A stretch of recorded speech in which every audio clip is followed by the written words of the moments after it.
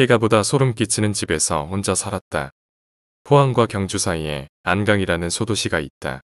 나는 대구에 인맥이 좀 있어서 대구로 혼자 무작정 돈 30만 원을 들고 왔었다. 어릴 때 친한 친구가 있어 혼자 살고 있는 친구 집에서 같이 살면서 일자리를 구해 첫 월급날에 친구 집에서 삼겹살 파티를 하고 다가오던 휴일날 친구와 같이 나가서 혼자 살 집을 알아보았다.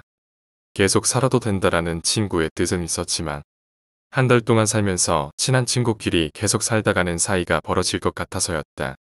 인근의 원룸을 알아보니 보증금 200에서 300 사이였고 월세는 25에서 30 사이였다. 하지만 내 수중의 돈으로는 택도 없는 금액이었다.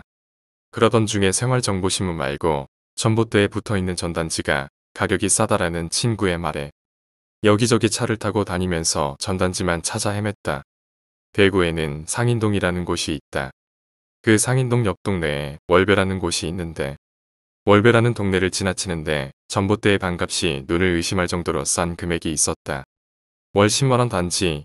이것만 보고 호기심이 생겨 전화를 했더니 어떤 늙은 여자 목소리와 함께 주소를 불러주며 오라는 것이었다. 친구와 함께 갔더니 나이 많으신 할머니가 마중 나와 있었다. 집은 주택이었는데 주택 1층도 아니고 2층도 아닌 입구가 다른 예전에 창고로 쓰던 곳을 개조하여 방 하나와 부엌 하나만 있는 방이었다. 1층이었으며 창문 하나가 있었다.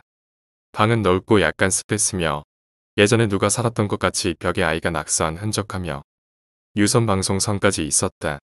할머니는 보증금 20만원에 월 10만원을 제시했고 흔쾌히 승낙했다. 그리고 그 다음 휴일날 이사를 했다. 이삿짐이라고 해봤자 별거 없었다. 1시간 정도의 이사를 다 끝냈다. 근처에 초등학교가 있어 분식집이 우리 집 앞에 바로 있었다.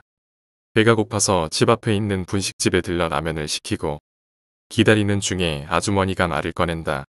혹시 앞집에 이사 온 사람인가요? 근데 이야기는 듣고 오신 거죠? 나는 라면을 먹으면서 너무 궁금해서 끝까지 물었다. 그러자 이야기를 해주었다. 몇 개월 전에 젊은 여자가 아기를 데리고 이사를 왔는데 방에서 잘 때마다 가위에 눌려 결국에는 정신이 이상해져 아기를 냄비로 때려 아기는 다리가 부러지고 자신은 벽에 머리를 쿵쿵 박다가 머리 찢어지고 그랬다는 이야기였다. 그리고 바로 이사를 갔다는 것이었다. 약간 찜찜했지만 이미 계약한 거 그리고 돈이 싸다는 것에 위안을 삼고 또 집 앞에 있는 미장원의 머리 깎으러 갔다. 약간 통통한 젊은 아줌마가 눈웃음을 치며 반겨준다. 난 모르는 척 집 이야기를 꺼냈다. 혹시 이 동네에서 오래 사셨나요? 저 앞집에 무슨 일 있었나요? 제가 오늘부터 거기에 살거든요. 그러자 아줌마가 말했다. 그래요? 예전에 상인동 폭발사고 때 그 집 아들 형제가 죽고 나서 저 집 아줌마가 창고에서 자살했다는 이야기가 있던데요. 그 아줌마의 말을 빌리자면 상인동은 예전에 지하철 가스 폭발사고와 함께 많은 사람들이 죽었던 곳이다. 더군다나 아침 시간에 폭발이 있어 출근 시간이었던 많은 학생들이 죽었다. 나도 처음에 듣기로는 폭발로 죽었구나 라고 생각만 했지 자세한 것은 몰랐었다. 지하철 공사를 하려면 위에 차가 지나갈 수 있도록 네모난 철판을 깔아둔다. 그 철판의 무게는 거의 1톤 정도이다.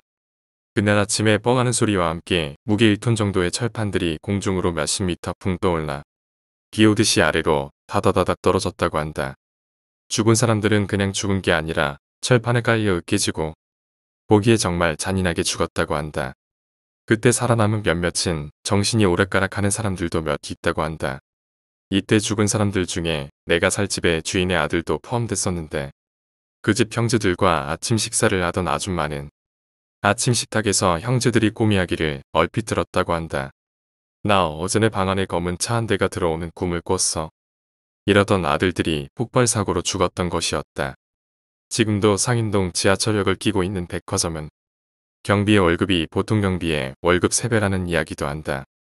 백화점에서 야간에 귀신을 봤다라는 청소 아줌마의 이야기를 시작으로 야간 경비들도 귀신 보고 놀라서 경비직을 그만두었기에 경비를 구하기가 정말 힘들다고 한다. 한 번은 대구 지하철에 진주에 사는 스님 테마사가 탄 적이 있는데 10분 정도 타던 그 테마사가 했던 말이 지하철에 왜 이리 귀신이 많아? 테마사 눈에는 지하철의 귀신들이 타고 내리는 것으로 보였던 모양이었다. 하긴 대구 지하철에는 상인동 폭발과 신의 화재로 엄청난 사람들이 잔인하게 죽고 뼈만 남을 정도로 타 죽었기 때문이다. 미장원에서 머리를 깎고 나와서 집으로 들어가기 허전해서 인근에 있는 PC방에 들렀다. 게임 좀 하다가 인터넷 쇼핑으로 거울 하나를 준비했다. 친구 집에서는 화장실에 거울이 있어 편하게 썼는데 이사 오니 거울이 없어 전체를 볼 수 있는 전신 거울을 샀다. 저녁에야 집에 들어왔다. 집은 들어오는 입구가 부엌이었고 부엌은 폭 1m 정도의 통로 겸 부엌이었다.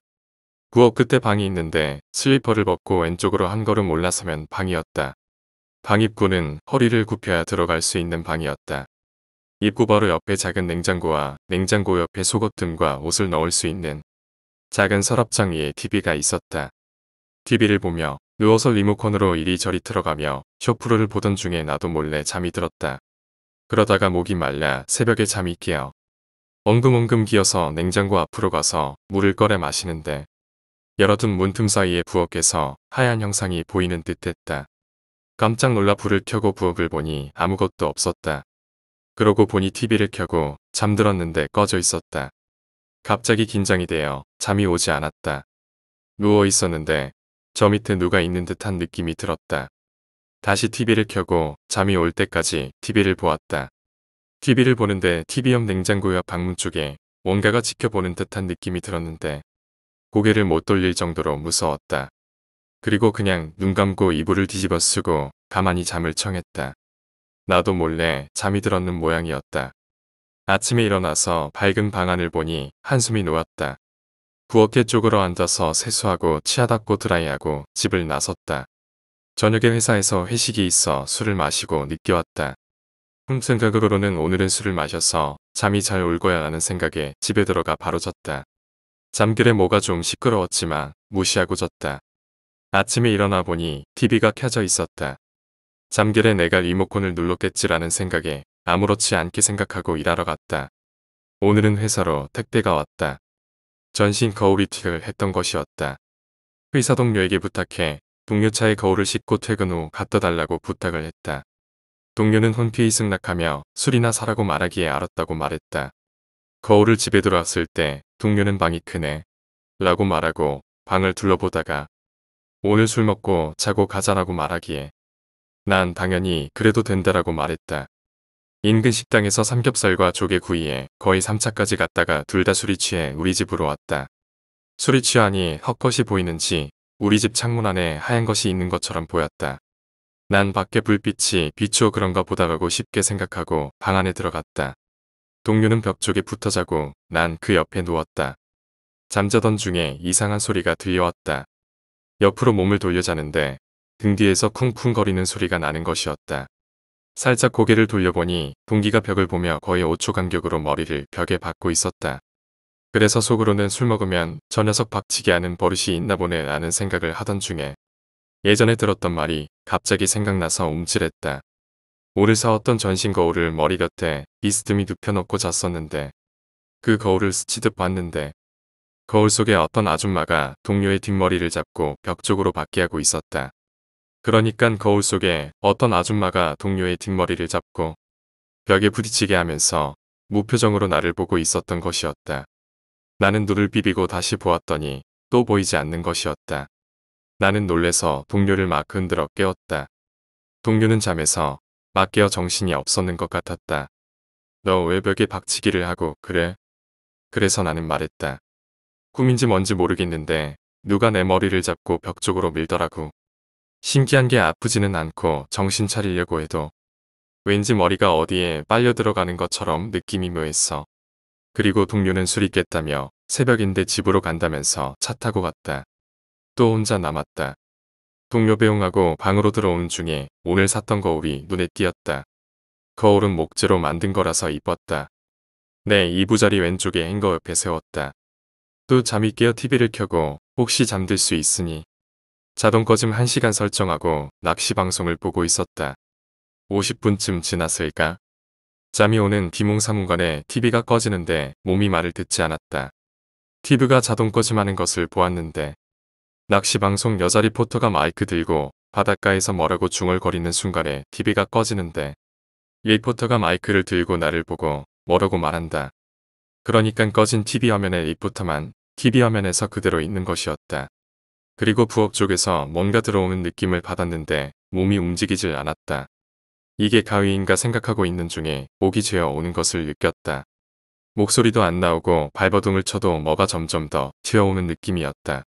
깜깜한 방 안에서 혼자 몸부림치던 중에 고개가 약간 틀어졌는데 왼쪽의 전신 거울에 내가 비추고 있었다. 그런데 나의 상체 위에 하얀 무언가가 나의 목을 조르고 있는 것이 보였다. 그러던 중에 내가 거울 보는 순간 나를 목 조르던 무언가도 거울을 보던 중에 거울에서 눈이 마주쳤다. 그 무언가가 거울을 보며 뭐라고 말하는 것 같았다. 입모양을 보니 나가 인 것 같았다.